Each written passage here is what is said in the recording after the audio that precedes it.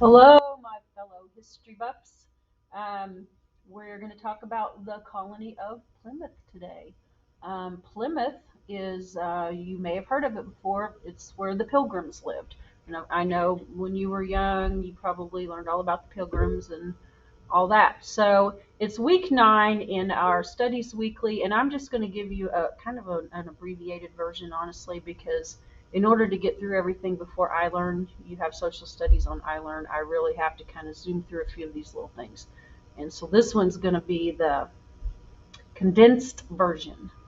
And honestly, like I said, when you were younger, you did learn some of this already. Some of this is kind of common knowledge. All right, so now if you were in my 7th period, we read this the day we were here, that one day we were here, or 2 days, however many days we were here. One day actually. 6th period, we didn't get to it, but basically, it's just talking about how the Pilgrims got here, and that was the fact that they left England because they didn't really like the Church of England. They didn't like a lot of their traditions and ways they did things, and so they wanted to separate from the Church of England. In fact, they called themselves separatists, so that makes sense. They ended up, long story short, they ended up coming to the New World, as we call it. Of course, you know from probably when you were younger, their ship that they sailed on was the Mayflower. It was a rough trip. It took a couple months to get here. Um, and so 1620, that was the year they came here. They didn't end up landing where they thought they were going to land. If you watch the videos like you were supposed to, they ended up landing to the north of where they had planned on going. And so they didn't end up in a place that was already, colonized. So they were more or less on their own. So let's move on down and talk about a couple of the tribes that lived in that area when the Pilgrims got to what is now Massachusetts. Um, the one of the tribes that lived there were the Wampanoag. The Wampanoag. And before the Pilgrims arrived, a few years before the Pilgrims got there, some other Europeans had come to that area and brought disease with them and pretty much wiped out a lot of the Native Americans in that area. So we know all about germs and diseases, so that's something we're familiar with. And so that was unfortunate for the Wampanoag and for the Native Americans. Maybe fortunate for the Pilgrims because, then they didn't have as many to deal with. Samoset, okay, he was one of the leaders. Let me just read this little paragraph. It must have been a surprise for the Pilgrims in the spring of 1621 when a tall American Indian man walked up and said, "Welcome, Englishmen." See, remember how I'd said that, Europeans had been there years previously? So these Native Americans just so happened, some of them already knew how to speak English, so that's kind of cool. All right, well, his name was Samoset. He was a Patuxet, and he explained how, the diseases had killed a lot of the Patuxet and um, told them the whole story about that had happened. So then he agreed to go get Massasoit. Massasoit was the leader of the Wampanoag. So we got these two different tribes, the Patuxet, the Wampanoag. All right, Massasoit, he comes and he brings about 60 men with him and going on down through here. They had some skirmishes, but in the end, it looks like here they negotiated a treaty because they both, didn't really want to have to kill each other and go through all that. So they just decided to make peace. Squanto, you may have heard of him. He's kind of famous in the whole Pilgrim story. Squanto had been a Patuxet back when the previous Europeans had come years back. He had actually been taken prisoner and taken as a slave back to Europe to Spain.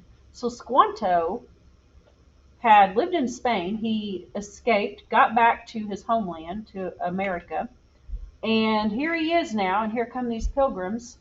And it's surprising to me that he was nice to them after what he had gone through with being captured and taken to Europe and being a slave. but he was actually. He was nice to the pilgrims. It says here in this little last bit, Squanto was a big help to the pilgrims at Plymouth. He acted as an interpreter or a translator between the English and the Wampanoag. He showed the pilgrims good places to fish and how to plant crops. So he's kind of an interesting character. There have actually been movies made about him, books written about him, because he led a very interesting life, with his being captured, being a slave, escaping, coming back. Oh, and by the way, I forgot to mention when he came back after being in Europe for a while, his people had died. He comes back and his whole village was wiped out.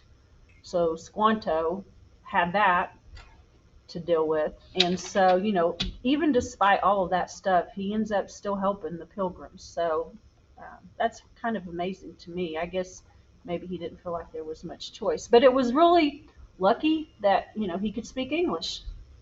William Bradford. William Bradford was one of the leaders of the Pilgrims or the Separatists, whichever you want to call them. The main thing I want you to just know about him is that he took lots of notes, he wrote in a lot of journals. He basically wrote everything down and kept very accurate records. And so that is super important because that's how we know what we know. All right. Those are called primary sources. All right. Primary sources are things that historians, is how they know history. Okay. They had to find it out from somewhere. They had to find it out from somebody that lived back in those days. And so, thankfully, we know about them and we know pretty accurately about them because of his records and his journals. That those are our primary sources that we have to look back on to know exactly what happened. So, thanks to William Bradford for that. Okay, the Mayflower Compact is a big one. Okay.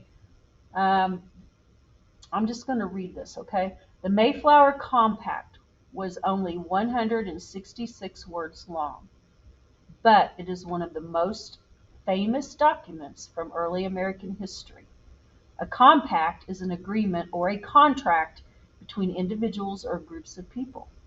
Why was the Mayflower Compact so important to Plymouth? Well, remember, the Pilgrim's ship was supposed to land in the chartered area of Virginia, but instead it landed in a place not legally governed by the Virginia Company. Pilgrim leaders realized that if they didn't set up some temporary rules, there would be no order, and the colony might fail. The 41 adult male passengers and crew came together and created a set of laws that everyone could agree to obey. All of the men signed the document. Women were not allowed to sign.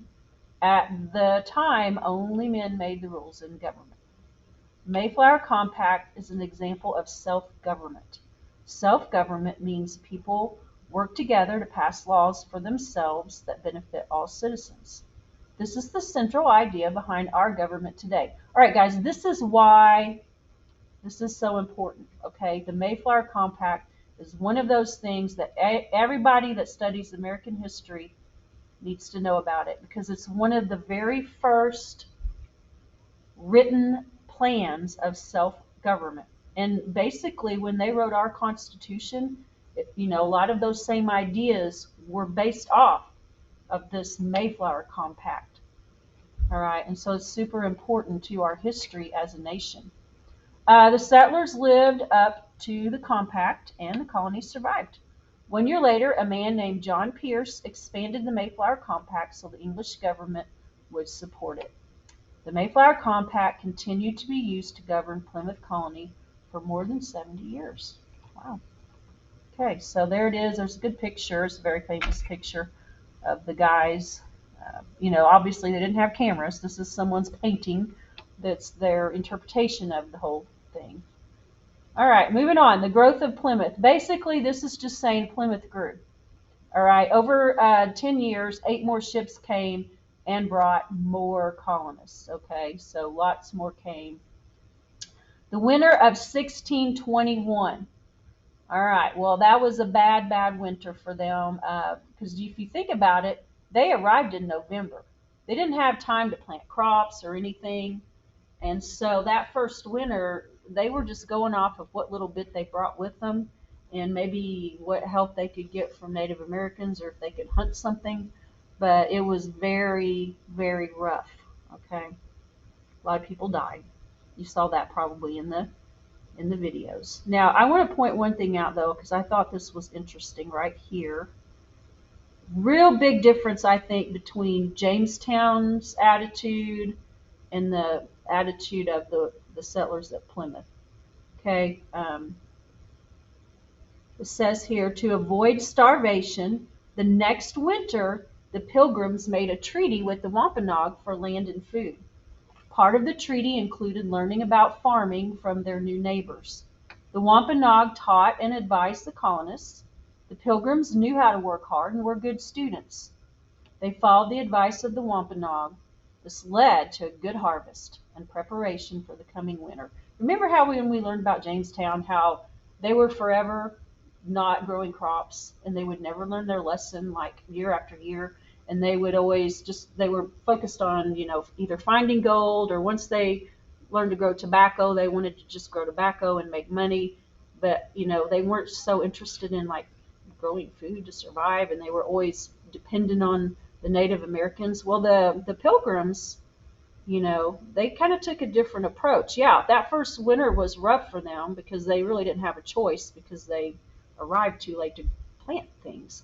But then after that, they learned their lesson. They learned how to grow things and, to prepare.